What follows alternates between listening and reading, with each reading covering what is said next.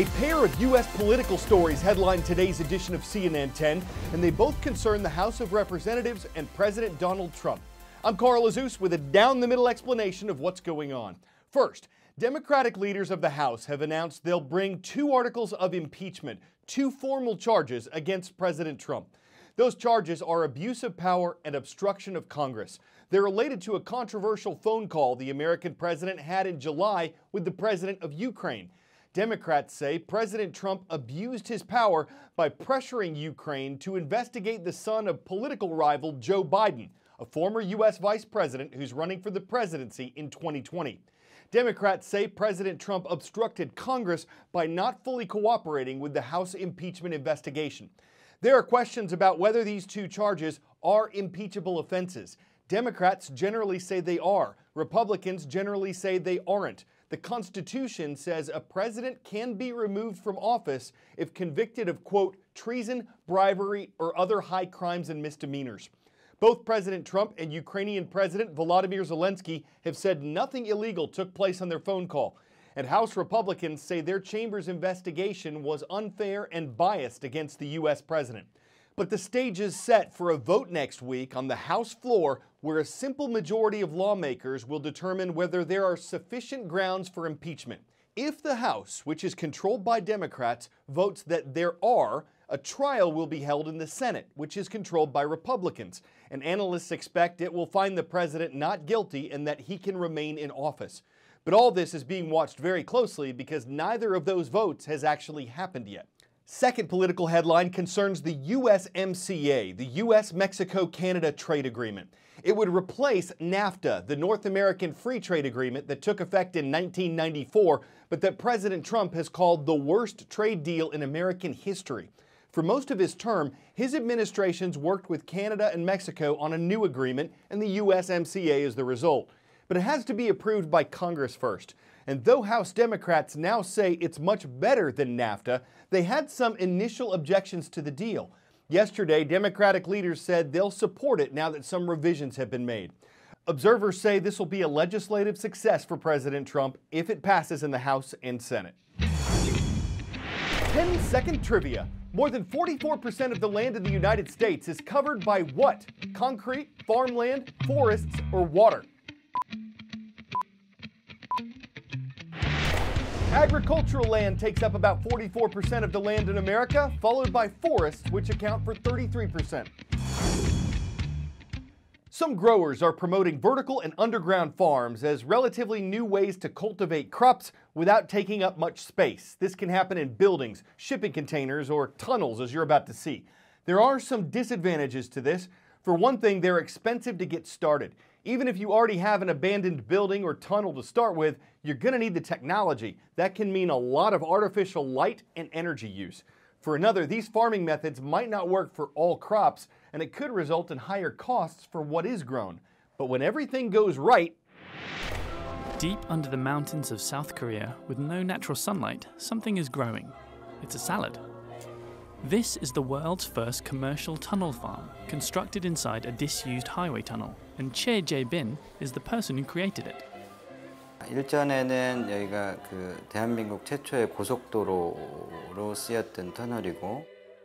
The tunnel's sharp curve caused several collisions, so they decided to carve out a new, more gently curved route right next door.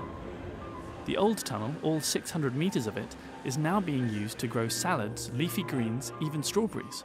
And to encourage them to grow, classical music is being played throughout the tunnel. Che actually recommends Beethoven or Schubert.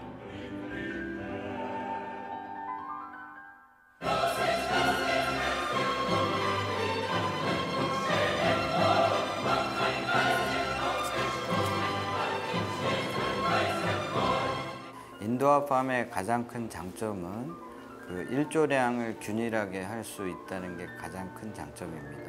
Using LED lights allows Che and his team to grow crops all year round. They're also what gives the farm its pink glow. They emit only the spectrum of light that plants use to photosynthesize.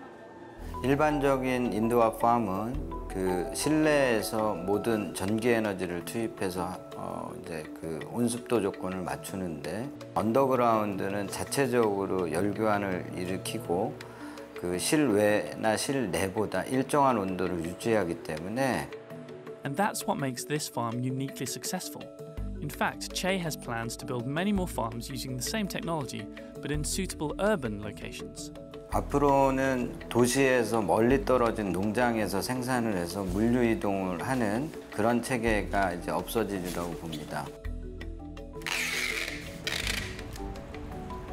집안에서도 가까운 스토어에서도 또는 지하철역에서도 그런 얼번팜 형태가 그 곳곳에 생기게 될 것으로 보입니다.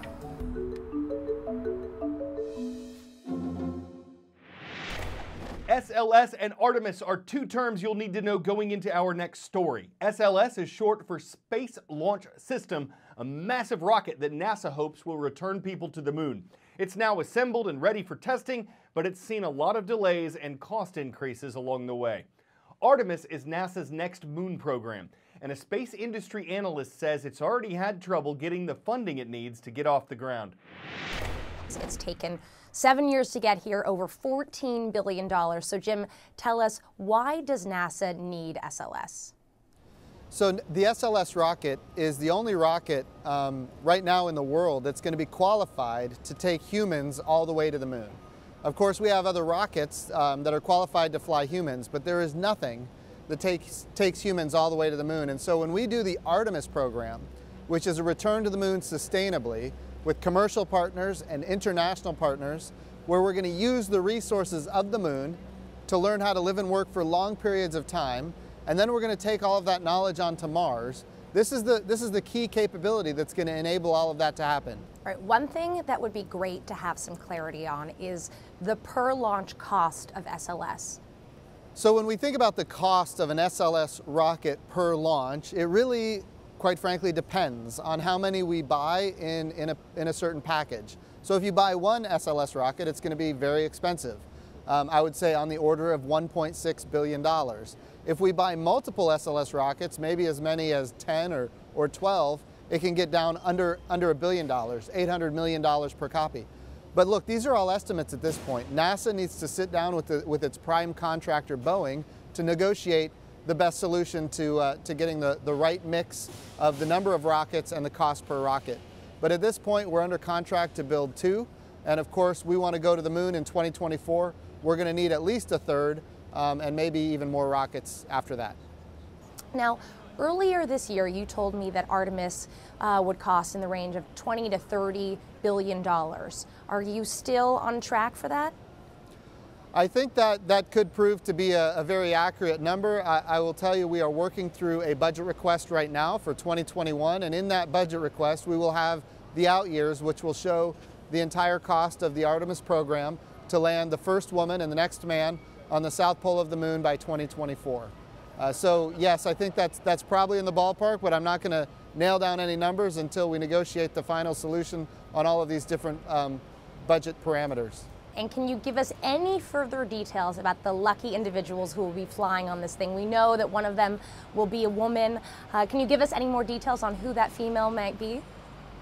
Well, I'll tell you this. We do have a very diverse, highly qualified astronaut corps, and we've got a number of women that are perfectly capable of doing the job, and they are all very excited about the opportunity to be the first woman on the moon.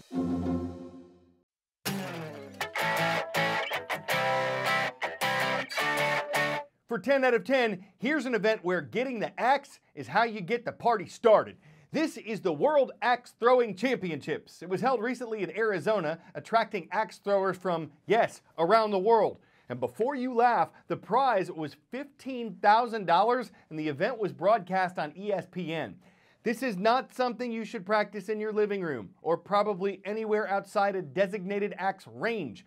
But if you're a lumberjacks who knows jacks and hacks about the exacting and some would say relaxing sport of axing, you wouldn't be slacksing or finding anything taxing about a sort of board game that tests your mettle while you get a handle on busting the competition's chops. I'm Carl Azus, reporting just the facts on CNN 10.